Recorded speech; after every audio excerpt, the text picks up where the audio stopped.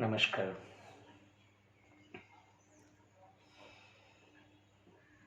Friends,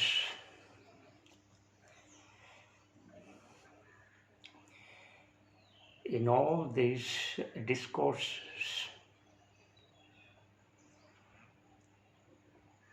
the speaker delivered,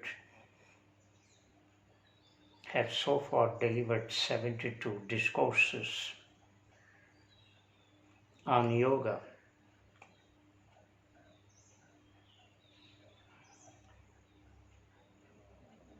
In all these discourses, we are mainly concerned with how to stabilize the mind, how to attain that steadiness in mind, how to achieve a state of calmness, tranquil mind.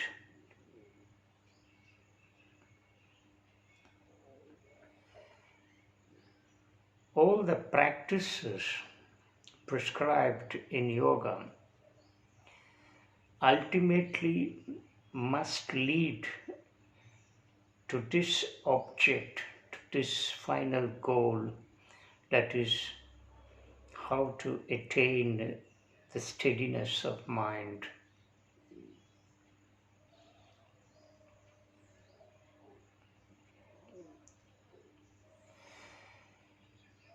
The steadiness of mind is a prerequisite for attaining samadhi.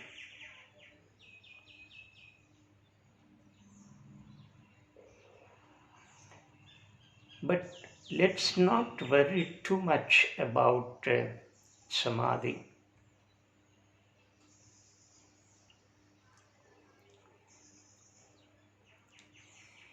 If you worry too much about samadhi,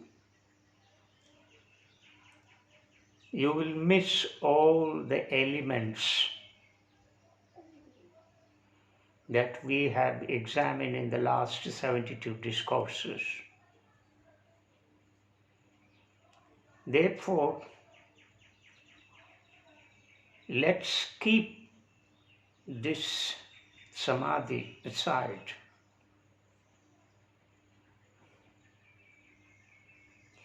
As the speaker has just now said, the steadiness of mind is a prerequisite for attaining samadhi.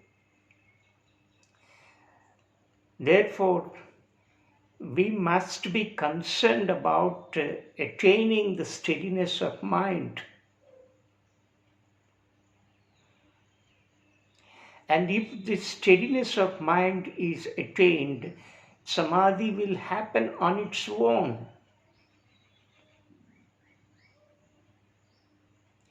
If that state of calmness is persisted, is pursued, is constantly stabilized,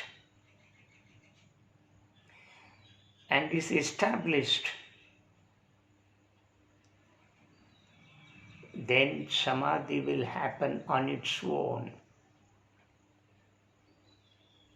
So the prerequisite here is attaining the steadiness of mind.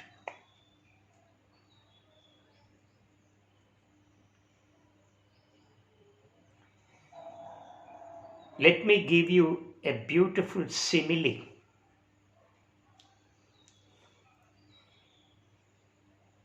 If you take a hard stone and place it on a colored paper,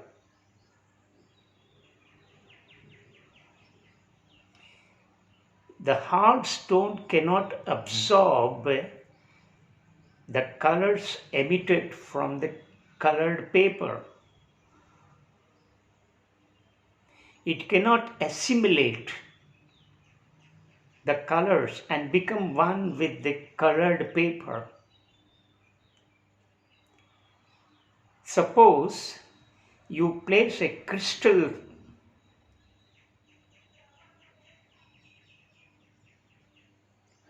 completely transparent crystal on this colored paper,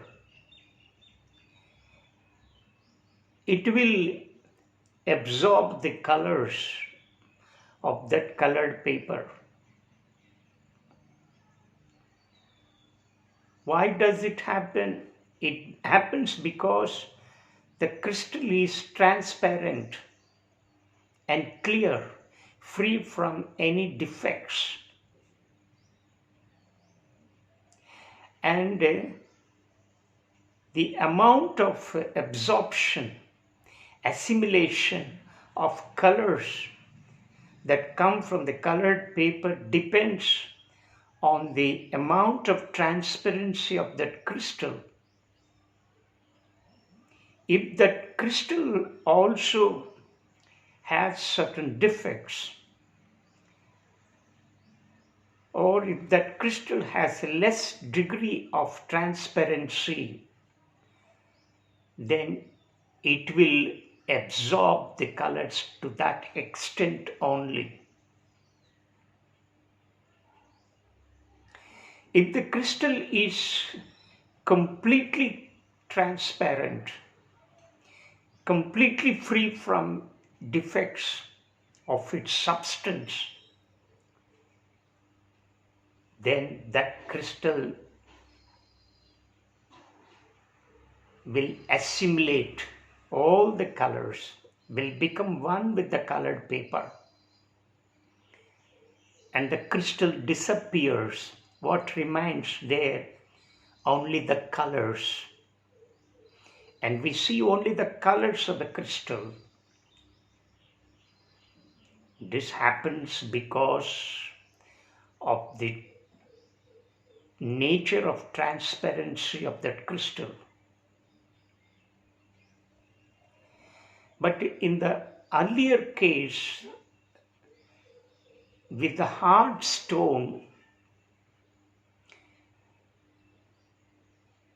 the colors will not merge with it, or the hard stone cannot assimilate the colors.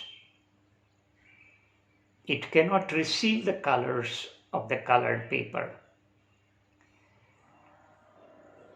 Friends, this example will make you understand the state of mind. In this example, there are two objects. One is the hard stone, another one is crystal. Transparent crystal, free from defects. Hard stone cannot absorb the colors of the colored paper, whereas the transparent crystal, free from all defects, can absorb and assimilate all the colors and can become one with that colored paper. Mind is like this. If your mind is like a hard stone, it cannot become one with the object of contemplation. It cannot concentrate. It cannot become steady. It is constantly disturbed. Our mind is like a hard stone, filled with various tendencies, inherent tendencies, vasanas, actions, karmic impulses, our involvement in the world of attractions and repulsions, our mental makeup, our memory, our stored memory, and the subconscious state. All that make the mind hard, like the hard stone. Therefore, it cannot become one with the object of contemplation. It cannot concentrate. It cannot contemplate. It cannot meditate.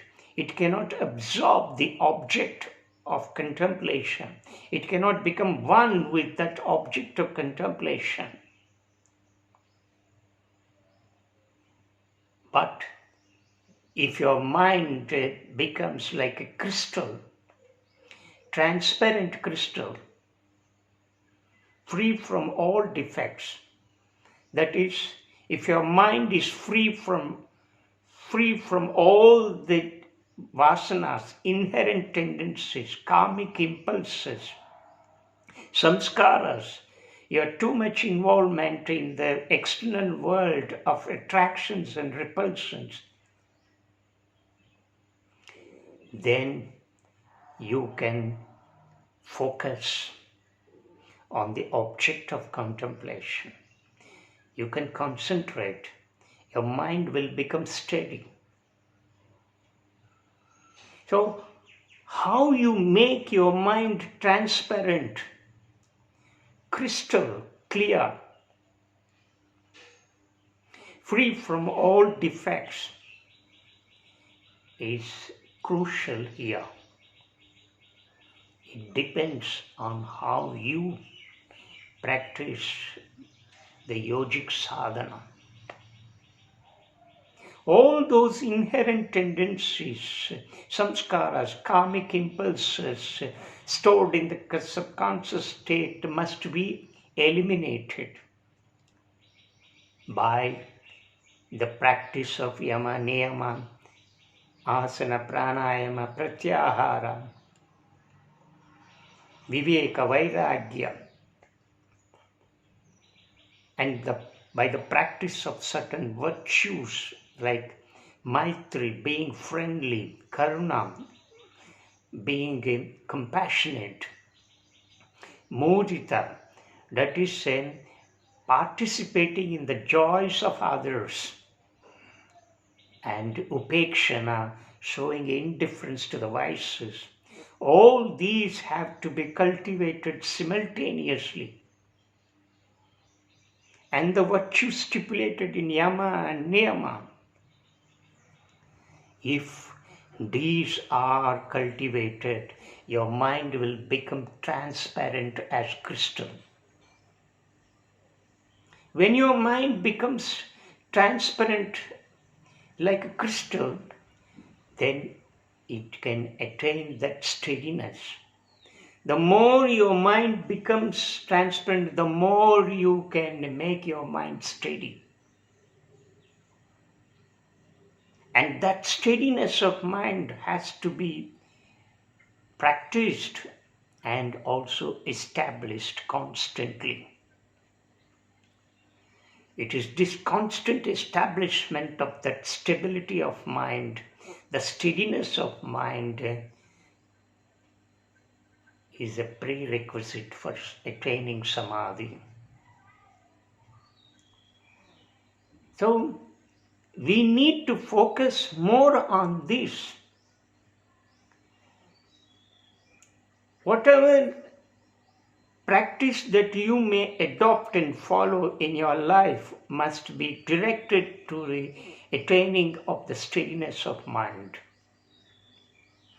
Purifying the mind, freeing the mind from all defects. Freeing the mind from all defects here include those samskaras, vasanas, and karmic impulses.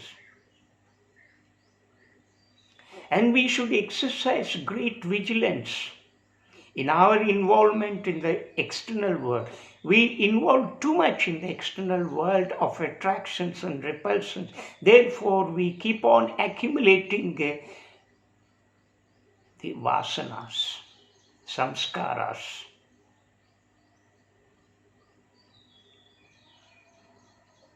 So, a complete alertness is very important.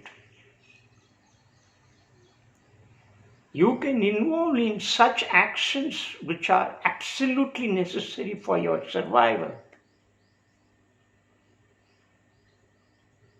but not in the mad pursuit. In the mad pursuits should not become the ultimate object of your living. The more you involve, the more you unnecessarily involved in this world of actions, in this external world of attractions and repulsions, the more samskaras you get accumulated.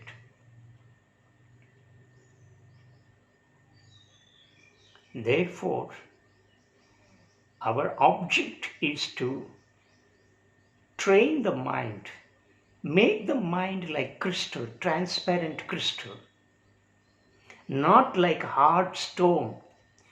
But we are making our mind more and more like a hard stone.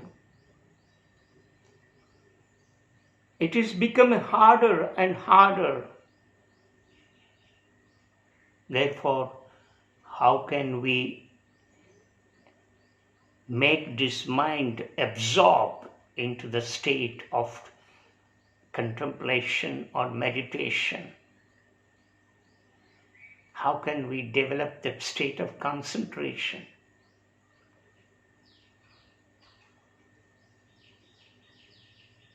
The object of contemplation, the object of meditation can penetrate into your mind when it becomes transparent, crystal-like. Otherwise, if your mind becomes impervious,